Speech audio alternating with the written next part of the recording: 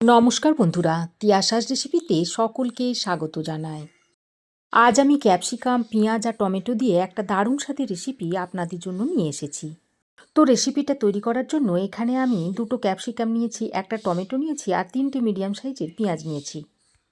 এবার আমি এই ক্যাপসিকাম, পেঁয়াজ আর টমেটোগুলোকে কেটে নেব। তো প্রথমেই আমি ক্যাপসিকামগুলোকে কেটে নেব। এখানে আমি 2টো মাঝারি সাইজের ক্যাপসিকাম নিয়েছি। তো ক্যাপসিকামের মুখের দিকটা কেটে নিচ্ছি। তারপর ক্যাপসিকামটাকে 2টো ভাগে ভাগ করে নিচ্ছি। এবার এই ক্যাপসিকামের ভিতরে যে সাদা শক্ত অংশটা রয়েছে সেটাকে টেনে ফেলে দিচ্ছি। এইভাবে ক্যাপসিকামের ভিতরে সাদা শক্ত অংশটাকে ফেলে দিতে হয়। তারপর ক্যাপসিকামটাকে 2টো ভাগে ভাগ করে নিচ্ছি। এখন এই ক্যাপসিকামটাকে একটু এরকম চৌকো চৌকো করে কেটে নিচ্ছি। তো ক্যাপসিকামগুলোকে আমি এরকম চৌকো চৌকো করে কেটে নিয়েছি। কাটার পরে ক্যাপসিকামগুলোকে আর ধোবো না, কাটার আগে ক্যাপসিকামগুলো ভালো করে ধুয়ে নিয়েছিলাম। এবার একটা প্লেটের মধ্যে ক্যাপসিকামগুলোকে তুলে নিয়েছি। এবার আমি যে পেঁয়াজ 3টে নিয়েছিলাম সেই পেঁয়াজের মধ্যে একটাকে আমি গ্রেট করে নেব আর 2টোকে এইভাবে কেটে নিচ্ছি। একটু খেয়াল করলেই আপনারা বুঝতে পারবেন যে পেঁয়াজগুলোকে আমি কিভাবে কেটে নিচ্ছি। প্রথমেই পেঁয়াজটাকে 2টো ভাগে ভাগ করে তারপর পেঁয়াজের মুখের যে শক্ত অংশটা রয়েছে সেটাকে কেটে ফেলে দিয়ে পেঁয়াজটাকে এইভাবে টুকরো করে নিচ্ছি। তারপরে এই পেঁয়াজটাকে আবারও 2 ভাগে ভাগ করে নিচ্ছি। কেটে নেওয়ার পর পেঁয়াজের পাপড়িগুলোকে আমি এইভাবে হাতের সাহায্যে ছাড়িয়ে নিচ্ছি। পাপড়িগুলোকে শুধু এইভাবে ছাড়িয়ে নিলেই হবে। তো দেখুন 2টো পেঁয়াজের পাপড়ি আমি এইভাবে ছাড়িয়ে নিয়েছি। এখন আমি যে টমেটোটা নিয়েছিলাম সেই টমেটোটাকে কেটে নিচ্ছি। টমেটোটাকে মাঝ বরাবর এইভাবে কেটে নিচ্ছি। তারপর মুখের এই সাদা অংশটা কেটে ফেলে দিচ্ছি। এখন আমি এই মাঝ বরাবর কেটে নিচ্ছি। তারপর আবারও আমি টুকরো করে নিচ্ছি।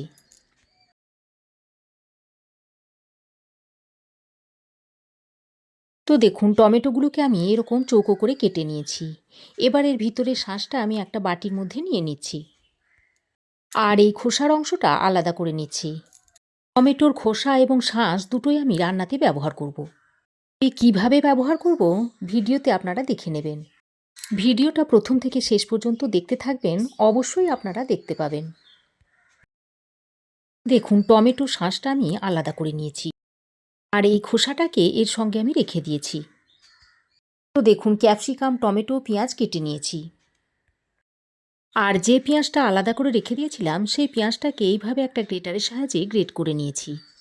এবার আমি রান্নাটা করার জন্য গ্যাস অন করে কড়াই গরম করে দিয়ে দিচ্ছি 2 টেবিল চামচ পরিমাণ সাদা তেল। এবার তেলটা ভালো করে গরম করে নিয়ে প্রথমে আমি কেটে রাখা পেঁয়াজগুলো দিয়ে দিচ্ছি।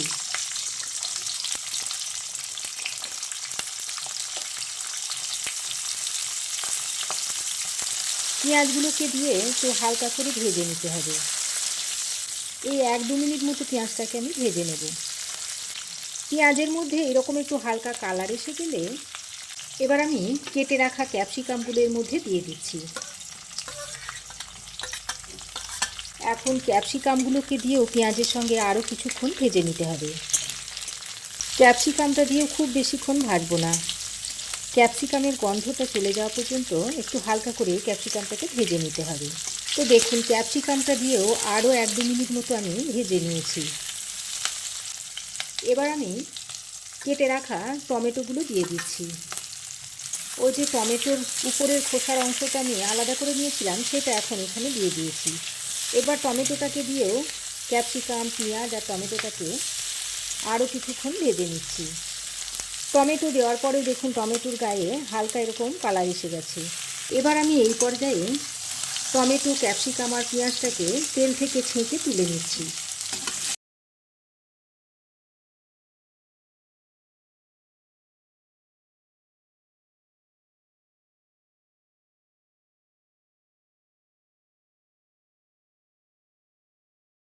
পেঁয়াজ, ক্যাপসিকাম ও টমেটো ভেজে তুলে নেওয়ার পর ওই তেলের মধ্যে আরও 1 চা চামচ মতো সাদা তেল দিয়ে দিলাম। তারপর ওই তেলের মধ্যে দিয়ে দিচ্ছি কিছু গোটা গরম মশলা, দিয়ে দিচ্ছি এলাচ, লবঙ্গ, দারচিনি, আর দিয়ে দিচ্ছি 1 চা চামচ মতো গোটা জিরে। এবার ফোড়নটাকে কিছুক্ষণ ভেজে নিয়ে এর মধ্যে বেটে রাখা পেঁয়াজটা দিয়ে দিচ্ছি। গ্রেট করা পেঁয়াজটা দিয়ে তেলের সঙ্গে কিছুক্ষণ ভেজে নিচ্ছি। তো তেলের সঙ্গে ভেজে নেওয়ার পর দেখুন পেঁয়াজের মধ্যে হালকা একটা বাদামি রং এসে গেছে। এই পর্যায়ে আমি টমেটোর ভিতরের শাঁসটা দিয়ে দিচ্ছি। তারপর টমেটোর শাঁসটা দিয়ে আরও কিছুক্ষণ ভেজে নিচ্ছি। তো টমেটোটা দিয়ে আরও কিছুক্ষণ ভেজে নিয়েছি, আর টমেটোর মধ্যে থেকে কাঁচা গন্ধটাও চলে গেছে।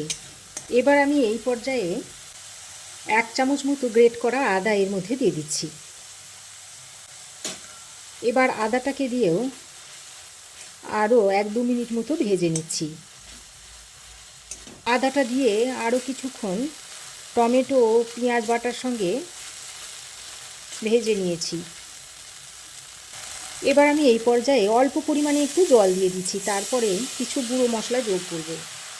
তো এখানে আমি গুঁড়ো মশলার মধ্যে দিয়ে দিচ্ছি 1/2 চামচ মতো হলুদ গুঁড়ো, 1/2 চামচ দিয়ে দিচ্ছি কাশ্মীরি লঙ্কার গুঁড়ো, 1/2 চামচ দিচ্ছি ধনে গুঁড়ো, আর 1/2 চামচ দিয়ে দিচ্ছি জিরে গুঁড়ো। এবার স্বাদ মতো নুন আর একটু চিনি দিয়ে দিচ্ছি, আর চিনি দিলে তরকারির স্বাদটা ভালো হয়। তবে যারা চিনি অপছন্দ করেন তারা নাও দিতে পারেন, তবে চিনি দিলে তরকারির স্বাদ খুবই ভালো হয়। তো নুন, চিনি আর গুঁড়ো মশলাগুলো দিয়ে আবারও বেশ খানিকক্ষণ কষিয়ে নিতে হবে।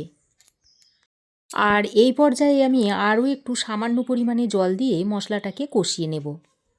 মশলা যত ভালো করে কষাবেন তরকারির স্বাদ কিন্তু ততটাই ভালো হবে। তো দেখুন মশলা খুব ভালো করে কষানো হয়ে গেছে, আর মশলা থেকে সুন্দরভাবে তেল ছাড়তে শুরু করেছে। এবার আমি এই পর্যায়ে 2টো চেরা কাঁচা লঙ্কা দিয়ে দিলাম, আর লঙ্কাটা দিয়ে আবারও ভালো করে নেড়েচেড়ে মিশিয়ে নিচ্ছি। তো দেখুন খুব ভালো করে নেড়েচেড়ে মিশিয়ে নিয়েছি। আর আমি যে পেঁয়াজ, ক্যাপসিকাম আর টমেটোটাকে ভেজে তুলে রেখেছিলাম সেটা এর মধ্যে দিয়ে দিচ্ছি। তারপর মশলার সঙ্গে খুব ভালো করে নেড়েচেড়ে মিশিয়ে নিতে হবে। তো বন্ধুরা, ক্যাপসিকাম যারা অপছন্দ করেন তাদের একবার এইভাবে তৈরি করে খাওয়াবেন, দেখবেন তারাও কিন্তু ক্যাপসিকামটা পছন্দ করতে শুরু করবে। তো দেখুন খুব ভালো করে সব কিছুকে একসঙ্গে নেড়েচেড়ে মিশিয়ে নিয়েছি। এবার আমি একটু ঢাকা দিয়ে 3-4 মিনিট মতো রান্না করে নেব। এর ফলে ক্যাপসিকাম, টমেটো, পেঁয়াজ ভালোভাবে সেদ্ধ হয়ে যাবে। তো দেখুন 3-4 মিনিট ঢাকা দিয়ে আমি রান্না করে নিয়েছি। এবার আমি এর মধ্যে বেশ কিছুটা ধনেপাতার কুচো ছড়িয়ে দিচ্ছি, আর খানিকটা কসুরি মেথি এভাবে দিয়ে দিচ্ছি। তারপর আবারও সব কিছুকে একসঙ্গে ভালো করে নেড়েচেড়ে মিশিয়ে নিতে হবে। আর রান্নাটা দেখুন একেবারে রেডি হয়ে গেছে। ক্যাপসিকাম, টমেটো, পেঁয়াজ সব কিছুই দেখুন ভালোভাবে সেদ্ধ হয়ে গেছে। এভাবে তৈরি করে রুটি পরোটার সঙ্গে খেতে অসাধারণ লাগে, আর ভাতের সঙ্গেও কিন্তু খেতে দুর্দান্ত লাগে। এবার এটা আপনারা রুটি, পরোটা, ভাত সব কিছুর সঙ্গেই খেতে পারবেন। তো আমার এই আজকের ক্যাপসিকাম পেঁয়াজের রেসিপি আপনাদের কেমন লাগলো অবশ্যই একটা কমেন্ট করে জানাবেন। ভালো লাগলে একটা লাইক ও শেয়ার করবেন। পাশে থাকা বেল আইকনটা অবশ্যই প্রেস করে দেবেন। আর আমার চ্যানেলে যদি নতুন হয়ে থাকেন তো প্লিজ চ্যানেলটাকে সাবস্ক্রাইব করার অনুরোধ রইল। আজ এ পর্যন্তই। আবার দেখা হবে নতুন কোনো রেসিপি নিয়ে নেক্সট এপিসোডে। সে পর্যন্ত ভালো থাকবেন, সুস্থ থাকবেন। ধন্যবাদ।